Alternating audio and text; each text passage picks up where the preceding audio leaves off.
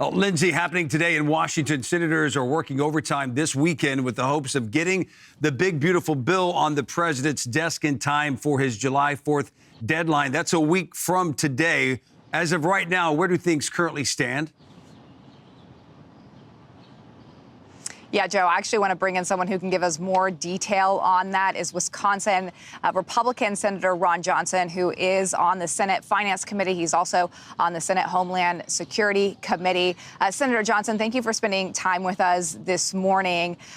Obviously, it is a sprint for you all right now. I know that you said a lot of work needs to be done still on this bill, that you haven't seen the full text. We were able to sit down just a few weeks ago, and you said you were going to go line by line. I know that report is out that you have. Has anything changed your mind? The last time we spoke, you were not a yes on the bill. Where do you stand now? Well, good morning, Lyndsay. Let me first comment on your earlier report, though. I mean, isn't it great to have a president of the United States, commander-in-chief, that is really trying to achieve peace throughout the world? It's not easy. There are risks involved, but I would much rather have a president who's dedicated to peace. And it's just kind of disappointing when you have Democrats that are kind of hoping that we didn't obliterate the Iranian nuclear capability, or at least that's kind of how their indications are. But again, I'm just so grateful that President Trump has taken this bold action that his primary emphasis is on peace. But getting back to the one big beautiful bill, we're all working hard. It's only been in the Senate's court for about 3 weeks now. Leader Thune, Chairman Crapo, all the chairmen of the committees, they've got text. They've delivered that to the parliamentarian. We've had some setbacks there, but they're trying to modify language in some of these provisions. We all want to get to yes. I think, as I indicated to you, it's kind of hard to say, I'm going to vote for this until we actually see what we've got. I think the parliamentarian has knocked some of the spending reductions out. We need to be very careful that we at least comply with the House provisions, their requirements, their math. It's got to all work out. So again, what I'm suggesting, and we're calling for a meeting of our conference once we have all the provisions, once all the provisions are scored. I've already created the preliminary list, and we just go line by line. Every provision, get whoever's advocating for that provision to advocate for it. Anybody who objects can say something, then we should vote.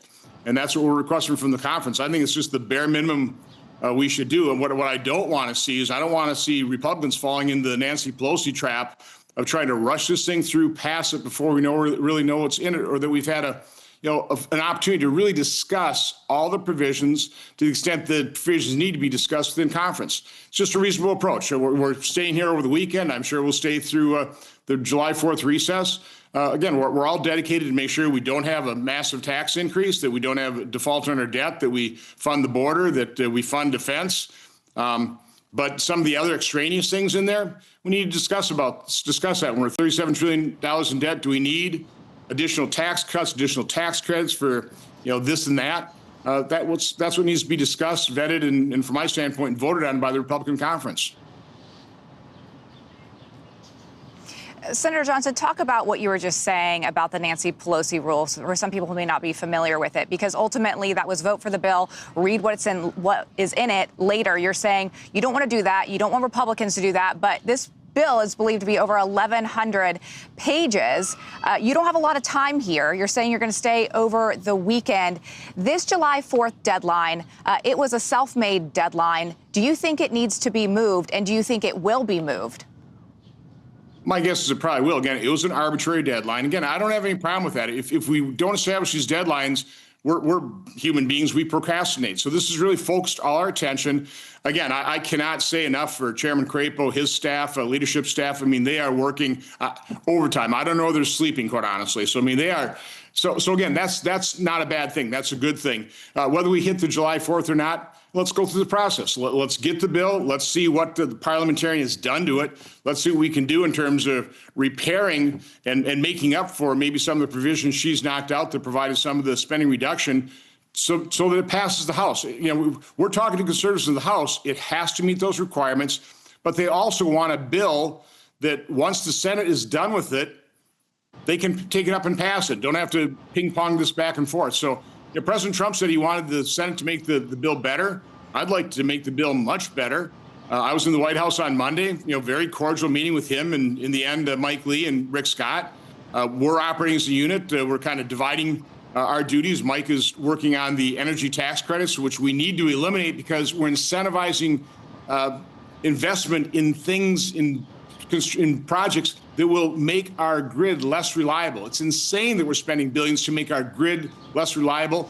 Rick's an expert in healthcare. He's really handling the healthcare issues, the Medicaid, trying to preserve Medicaid for disabled children, which right now is being put at risk as we're funding all this Medicaid for single able-bodied, working-age, childless adults. So again, these are significant issues that need to be fully discussed. And then again, when we're $37 trillion in debt, we can't afford this little credit that costs us $18 billion, that one for $12 billion. All that needs to be discussed. Okay, sounds like a lot of work still needs to be done is what you're telling us this morning. This July 4th deadline was set because it was believed that we would default on our debt that was the deadline to default on our debt. What do you believe the deadline is that this bill needs to get done by so we don't default on our debt? Right now, the extraordinary measures, which is keeping us going right now, those don't run out till end of August or early September is what we're being told. So again, we've got all July, but again, we don't have to take all that time up. The July 4th deadline, again, it's a good thing because we are really working hard. Our committee chairs, their staff, leadership staff, the White House staff, everybody's working hard on this. This is why we're staying the weekend to hammer these things out. But there's a lot of issues outstanding. There just simply is. And the parliamentarian didn't make our job any easier by knocking some of these things out. We've got to figure out where we are and how can we make sure that whatever we send to the House is going to pass muster in the House as well. So again, a lot of moving parts, a lot of people involved. The good news is we all share the same goal. We want to stop mortgaging our children's future. We want to reduce government spending. We want to get it back to a pre-pandemic level. We want to reduce deficits. It's just hard to do. It's easy to be a Democrat, spend money, mortgage our kids' future, never get held accountable by the media. And then when Republicans say, no, we got to dial that back to a reasonable level. We're trying to take food out of the mouths of women and children, and we don't want to provide health care to disabled children. Nothing could be further from the truth. We're trying to preserve those types of benefits for people who truly need it.